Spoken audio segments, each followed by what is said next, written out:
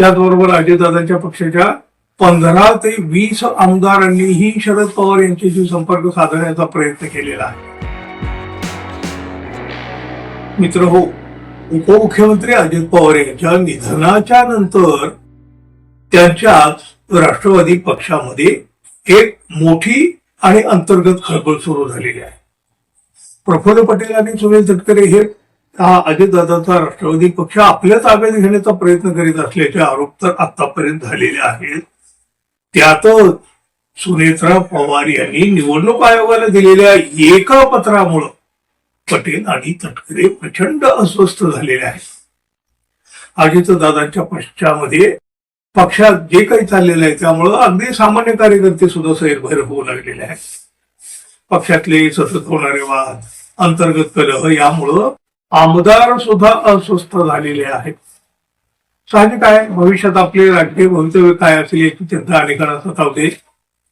मतदारसंघामध्ये पक्षांतर्गत वादावादीमुळे आपला जनसंपर्क आणि प्रभाव कमी होण्याची भीती या आमदारांना आहे.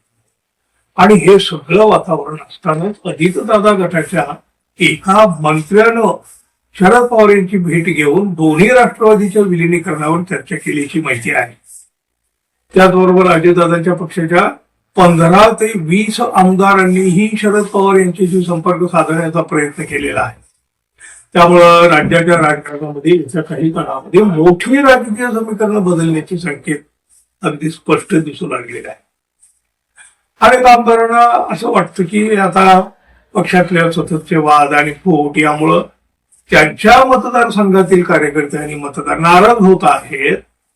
यामुळं आगामी निवडणुका आणि स्थानिक राजकारणामध्ये त्यांचे मोठं नुकसान होण्याची शक्यता आहे. या पार्श्वभूमीवर काही आमदार पुन्हा एकत्र येण्याच्या किंवा मग शरद पवार यांच्याशी जवळीक वाढविण्याच्या पर्यायाचा विचार करीत असल्याचं सुद्धा दिसू लागलेलं आहे. सध्या राष्ट्रवादी काँग्रेस पक्षामध्ये दोन्ही गटामध्ये सलोख्याची शक्यता कमी दिसते आहे. अजित पवार गटातील आमदारांमधील असंतोष स्पष्टपणे वाढत असल्याचं चित्र मात्र ठळकपणे दिसून लागलं आहे. राष्ट्रवादीमधील अंतर्गत संघर्ष आता अधिकाधिक गंभीर असं स्वरूप धारण करत असल्याचं चित्र आहे.